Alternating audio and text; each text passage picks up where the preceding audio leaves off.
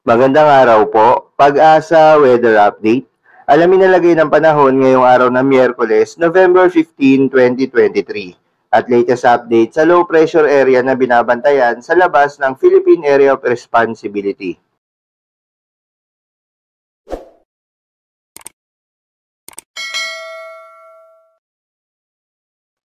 Magandang umaga po sa inyong lahat. Midweek na at narito nang lagay na ating panahon. Ngayong araw nga ng Miyerkules, November 15, 2023. Nakalahati na ho tayo sa buwan ng Nobyembre. At sa ating latest satellite images, patuloy pa rin nating minomonitor yung low pressure area. Ito ho yung naging bagyo at humina at naging isang low pressure area na lamang. Nasa labas pa rin ito ng Philippine Area of Responsibility. Mayigit 1,200 kilometers silangan ng northeastern Mindanao. Sa ngayon ho, ito yung base sa ating pinakahuling datos. Medyo maliit pa yung chance na maging bagyo ito within the day, pero hindi natin inaalis yung posibilidad na sa mga sunod na araw, lalo na ho, bandang Biyernes or hanggang weekend, ay posible itong maging bagyo pa rin, mag-re-intensify, at inaasahan pa rin natin na papasok ito ng Philippine Area of Responsibility sa mga susunod na araw. Bagamat sa ngayon, wala pa rin ho itong direct na epekto sa anumang bahagi ng ating bansa. Ang siya nakaka-apekto ngayon sa malaking bahagi ng ating kapuluan ay itong shear line. Ito yung pagitan ng mainit at malamig na hangin, nagdadala ho ng malaking tsansa ng mga pag-ulan, lalong-lalo na ho sa may silangang bahagi ng Luzon at ng Visayas, partikular na sa Bicol region, sa may bahagi ho ng Eastern Visayas, lalong-lalo na ho sa may Samar provinces. Gayon din ho sa Quezon, Aurora, ilang bahagi ng Mimaropa, habang ang northeast monsoon o yung amihan ang nakaka-apekto sa may bahagi ng Northern Luzon na maaaring magdala ho ng pulo-pulong mahihinang pag-ulan. Sa iba pang bahagi ng ating bansa, dito sa Visayas, sa Mindanao, sa Palawan, inaasahan pa rin natin. Generally, fair weather pa rin tayo habang malaki yung chance ng mga pag-ulan sa hapon hanggang sa gabi. So maliban ho dito sa low pressure area na ating minomonitor, wala na tayo iba pang nakikita na anong mga low pressure area sa labas ng Philippine Area of Responsibility.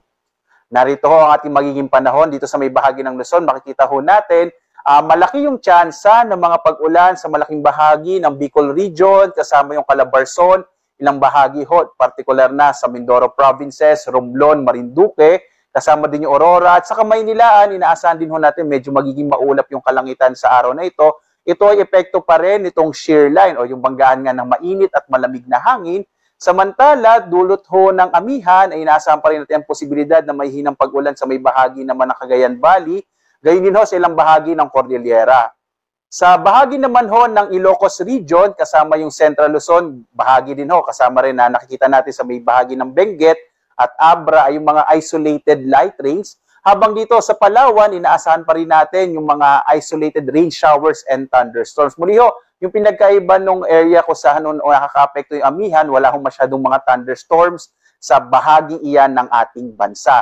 Yung agwat ng temperatura natin sa Lawag ay nasa 24 to 32 degrees Celsius, sa Baguio hanggang 25 degrees Celsius, sa Tuguegarao naman ay 23 to 31 degrees Celsius, habang sa Kamaynilaan ay mula 25 to 31 degrees Celsius, sa Tagaytay 22 to 29 degrees Celsius, sa Legazpi naman 25 to 31 degrees Celsius, sa Kalayaan Islands 26 to 32 degrees Celsius, habang sa Puerto Princesa ay mula 26 to 32 degrees Celsius. Dumako ho tayo sa Visayas at Mindanao.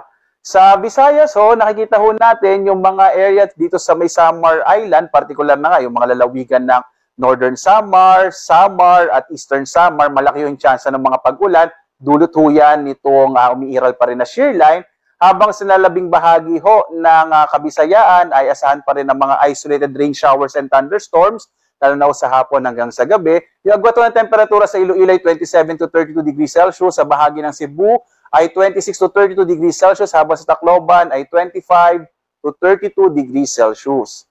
Malaking bahagi din ho ng Mindanao ay makararanas din ng generally fair weather habang malaki pa rin yung chance ng mga pag-ulan sa hapon hanggang sa gabi. Minsan no, maabot sa katamtaman hanggang sa kung minsan malalakas na mga pag-ulan, yung dulot ng mga localized thunderstorms. Yung agwat ng temperatura sa Zamboanga, 25 to 33 degrees Celsius, sa bahagi ng Cagayan de Oro, 24 to 31, habang sa Davao, 26 to 33 degrees Celsius.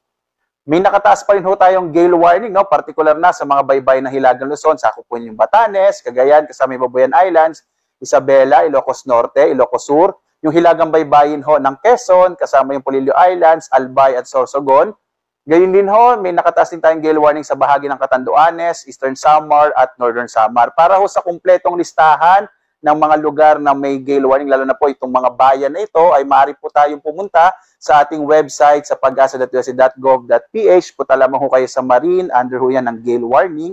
Itong mga lugar ho, itong mga may pulang area, sa lugar ho na ito, inasahan natin magiging maaari yung karagatan.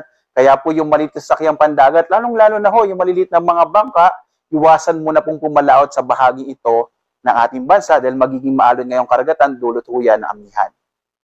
Tingnan naman ho natin yung magiging lagay ng panahon sa mga susunod na araw. Dito ho sa may Kamaynilaan at Baguio, patuloy yung iiral, inaasahan natin yung northeast monsoon sa mga susunod na araw.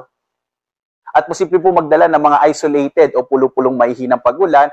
Habang sa Legazpi, sa may bahagi ng Bicol Region, inaasahan natin medyo bababa ho kasi yung shear line. At dahil doon bukas medyo mababawasan ho, posible mabawasan yung mga pag-ulan sa Bicol, pero pagdating ho ng Biyernes hanggang weekend ay muling lalakas ho yung mga pag-ulan na mararanasan sa bahagi ng Bicol.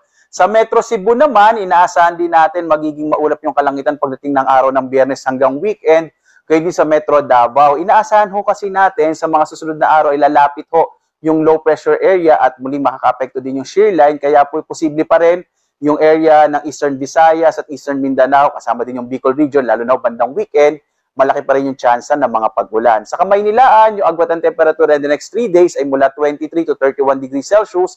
Sa Baguio naman, nasa 15 to 24 degrees Celsius, habang sa Legazpi, 24 to 32 degrees Celsius. Sa Metro Cebu naman ay mula 25 to 32 degrees Celsius, habang sa Metro Davao ay mula 25 to 32 degrees Celsius.